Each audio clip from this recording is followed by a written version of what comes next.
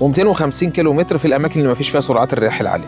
بعد ال 250 كيلو لازم أن ابدا اخلي بالي شويه من حاجات تانية ممكن تنقل لي العدوى.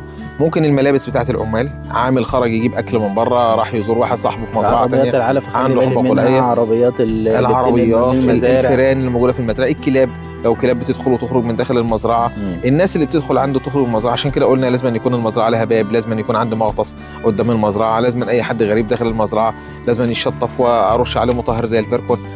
لازم ناخد مجموعه من اجراءات الامن الحيوي الخاصه بالمزرعه بتاعتي عشان احمي نفسي.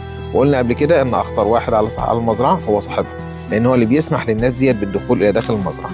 عايزين نقول كمان ان المرض زي مرض الحمى ظالمنا انت القلعيه دايما يا دكتور، ظالمنا دايما، احنا اصحاب المزارع اكتر ناس بنخاف على الحاجه. من ضمن الحاجات المهمه جدا في الحمى القلعيه ان الفيروس بيفضل موجود في الحنجره بتاع الحيوان ممكن لسنتين او ل5 سنين. معنى كده ان انا لو اصبت بحمى قلعيه هيظل الشيدنج او الافراز بتاع